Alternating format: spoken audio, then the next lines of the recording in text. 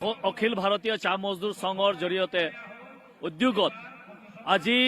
গুৱাহাটী চচলত এটা ধৰ্ণা কাৰ্যসূচী ৰূপায়ণ কৰা হৈছে আৰু এই ধৰ্ণা কাৰ্যসূচী কিহৰ কাৰণে আজি ৰূপায়ণ কৰা হৈছে আপোনালোকে নিশ্চয় গম পাইছে যে আজি ইয়াত শ শ চাহ শ্ৰমিক মা দেউতাসকল আজি গুৱাহাটীৰ নিচিনা চহৰত আহি পেলাই আজি ধৰ্ণা কাৰ্যসূচী কৰিবলগীয়া হৈছে। সেইদিনা আপোনালোকে দেখিছিলে যে হাজাৰ হাজাৰ আদিবাসী চাহ শ্ৰমিক ভাই ভনীসকল আহি পেলাই গুৱাহাটীৰ সৰু সজায়ত নাচিছে। তেওঁলোকে গিনিজ বুক অৱ ৱৰ্ল্ড ৰেকৰ্ডৰ নাম দৰ্জ কৰিবৰ কাৰণে নাচিছে। কিন্তু দুখৰ বিষয় যে আজি সেই শ্ৰমিকৰ মা দেউতাসকল আজি গুৱাহাটীৰ চচলত আহি পেলাই ধৰ্ণা কাৰ্যসূচী দিবলৈলগীয়া বাধ্য হৈছে। কিহৰ কাৰণে? আজি আমাৰ শ্ৰমিকসকল মাত্ৰ 250 টকা দৈনিক মজুৰি পায়। আজি অসমত 250 টকা, বৰাক ভেলে 228 টকা। আজি অসম চৰকাৰ তথা ভাৰত চৰকাৰে অসম চৰকাৰৰ লেবাৰ কমিশনাৰ যে ডিপাৰ্টমেণ্ট আছে, লেবাৰ ডিপাৰ্টমেণ্টে খুদ 2018 চনত 351 টকা শ্ৰমিকসকলে পাব লাগে বুলি তেওঁলোকে এখন তালিকা কৰিছিলে যে 351 টকা তেওঁলোকে পাব লাগে বুলি গোটেই হিচাপ নিকাচ কৰি পেলাই। আৰু 2020ৰ যদি প্ৰাইচ ইণ্ডেক্স যদি চাই কমচে কম 661 টকা আজি আমাৰ শ্ৰমিকসকলে পাব লাগে। আৰু সঁচাকৈ যদি আমাৰ শ্ৰমিকসকলে তেওঁলোকে দৈনন্দিন জীৱন ভালকৈ জীয়াই থাকিব লাগে, সুস্বাস্থ্যৰে তেওঁলোকে জীৱিকা জীব লাগে, তেওঁলোকৰ ল'ৰা ছোৱালীক যদি ভালকৈ উন্নত মানদণ্ডৰ শিক্ষা তেওঁলোকে দিব লাগে, তেওঁলোকৰ যদি কাপোৰ কানিৰ পৰা লৈ পেলাই ঘৰ দুৱাৰ যদি ভালকৈ তেওঁলোকে এটা সন্মান মৰ্যাদাৰ জীয়াই থাকিব লাগে, তেনেহলে কিন্তু 661 টকাও কিন্তু কম হয়। তাৰ কাৰণে আমি দাবী জনাই আছো, আজি সদৌ অসম আদিবাসী ছাত্ৰ সন্থাই এই গোটেই আন্দোলনত আমি সহযোগ কৰিছো, আমি ছাপৰ্ট কৰিছো যে অখিল ভাৰতীয় চাহ মজদুৰ সংঘৰ যি আন্দোলন আছে এই আন্দোলনত সদৌ অসম আদিবাসী ছাত্ৰ সন্থাই পূৰ্ণ সমৰ্থন জনাইছো। আৰু আমি দাবী জনাই আছো যে অতি শীঘ্ৰে অসম চৰকাৰ চাহ শ্ৰমিকৰ দৈনিক মজুৰি যি আছে সেইটো নিৰ্ধাৰিত কৰিব লাগে আৰু আমাৰ যি দাবী আছে 661 টকা এইটো প্ৰদান কৰিব লাগে। লগতে আজি 200 বছৰ ধৰি চাহ শ্ৰমিকসকলে এই বাগানত বসবাস কৰি আছে, 200 বছৰ ধৰি। তাৰ পাছতো আজি তেওঁলোকে এই মাটিৰ অধিকাৰ পোৱা নাই। আজি চাহ শ্ৰমিক এজনে যদি আজি তেওঁলোকে ৰিটায়াৰ্ড হৈ যায়, তেওঁলোকে থাকিবৰ কাৰণে জাগা নাই। তাৰ কাৰণে আজি আমি দাবী জনাই আছো যে বাগানৰ যি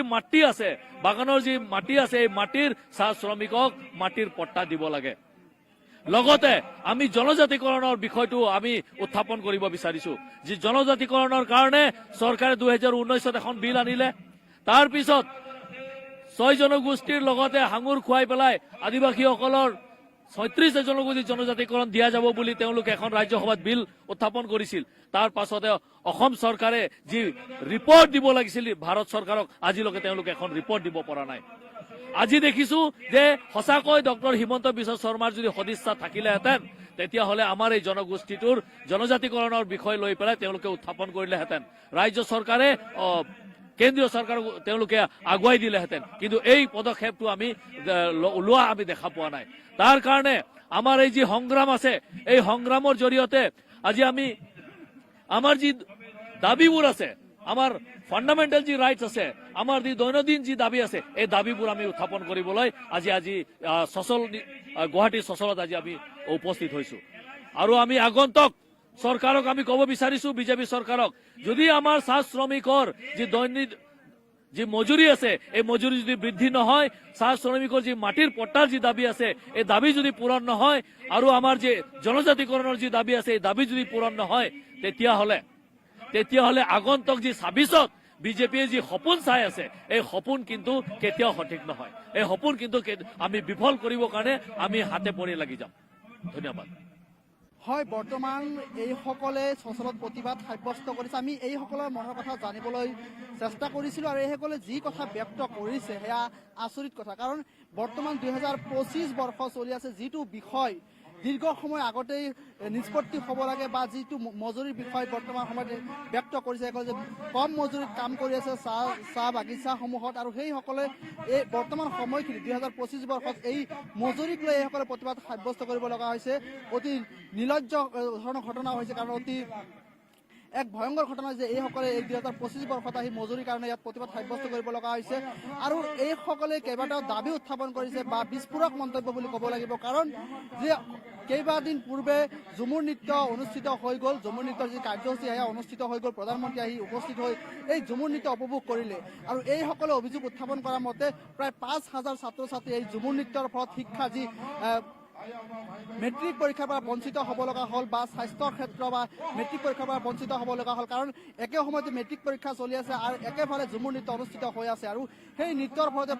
প্ৰায় 5,000 ছাত্ৰ ছাত্ৰী বঞ্চিত হ'ব লগা হ'ল এনেকুৱা বিষয়সমূহ উত্থাপন কৰিছে এইসকলে আৰু এইসকল যি দাবীসমূহ প্ৰায় 661 টকা লাগে বুলি মজুৰি লাগে বুলি এইসকল দাবী উত্থাপন কৰিছে আন যিসমূহ বিষয় আছে স্বাস্থ্য ক্ষেত্ৰ আদি কৰি পানীৰ সমস্যা চাহ বাগানৰ ৰাস্তা ঘাটৰ সমস্যা বিভিন্ন দাবীসমূহ লৈ এইসকলে প্ৰতিবাদ সাব্যস্ত কৰিবলগীয়া হৈছে এইসকলৰ পৰা আমি মনৰ কথা জানিবলৈ চেষ্টা কৰিছোঁ আৰু এইসকলে এইসমূহ কথা আমাৰ আগত কৈছে এই চৰকাৰখনে আচলতে ইয়াৰ পৰাই মাত্ৰ 3 কিলোমিটাৰ যি বিধানসভা যি চলি আছে মাত্ৰ 3 কিলোমিটাৰ দূৰত্বৰ বিধানসভা চলি আছে কিন্তু সচলতে এইসকলৰ প্ৰতিবাদ সাব্যস্ত কৰিব লগা হৈছে আচলতে অতি নিৰ্লজ্জ ঘটনা কাৰণ এই চৰকাৰে বিভিন্ন সময়ত সংবাদ মাধ্যমৰ আগত কৈ আহিছে যে চাহ বাগানৰ এতিয়া কোনো সমস্যা নাই চাহ বাগানৰ যিসমূহ ৰাস্তা ঘাট যি খোৱা পানী স্বাস্থ্য বিভিন্ন সমস্যাসমূহ সমাধান কৰা হৈছে ইতিমধ্যে পল্লৱ লোচন দাস এগৰাকী চাহ বাগানীয় নেতা হিচাপে পৰিগণিত হৈছে পূৰ্বে কংগ্ৰেছ চৰকাৰে এইসকলৰ লগত প্ৰতাৰণা কৰিছে এবাৰ বিজেপি চৰকাৰ প্ৰায় 10টা বছৰ সম্পূৰ্ণ হ'ব আৰু সেই 10টা বছৰ সম্পূৰ্ণ হোৱাৰ পিছতো কিন্তু এইসকল যি সমস্যা দীৰ্ঘদিনীয় সমস্যা সেয়া কিন্তু চৰকাৰে সমাধান কৰিব পৰা নাই বুলি এইসকলে দাবী উত্থাপন কৰিছে আৰু এইসকলে দাবী কৰিছে যে চৰকাৰে অতি শীঘ্ৰেই এইসকলে যিসমূহ দাবী লৈ ইয়াত উপস্থিত হৈছে বা প্ৰতিবাদ সাব্যস্ত কৰিব লগা হৈছে চৰকাৰে অতি সোনকালে এই দাবীসমূহ যাতে নিষ্পত্তি কৰে তাক দাবী জনাইছে এইসকলে আজি এইসকলে প্ৰতিবাদ সাব্যস্ত কৰিব লগা হৈছে কাৰণ এইসকলে যিসমূহ দাবী লৈ আহিছে এইসকলৰ মূল দাবী হৈছে মাটিৰ পট্টা লাগে এই চৰকাৰে এইসকলক মাটিৰ পট্টাৰ পৰা বঞ্চিত কৰিছে আৰু এই যি মজুৰি আছে মজুৰি চৰকাৰে সম্পূৰ্ণভাৱে দিয়া নাই 661 টকা মজুৰি বিচাৰিছে এইসকলে আজি সেইসমূহ দাবী লৈ এইসকলে প্ৰতিবাদ সাব্যস্ত কৰিছে আৰু এইসকলে ৰাজ্যৰ যিসমূহ চাহ বাগান আছে এই চাহ বাগানৰ পৰা ইয়ালৈ আহিছে আৰু এইসকলে নিজৰ দাবীসমূহ পূৰণ কৰিবলৈ চৰকাৰক শুনিবলৈ বাধ্য কৰিবলৈ আহিছে যে এইসকলৰ যি মূল দাবী আছে এই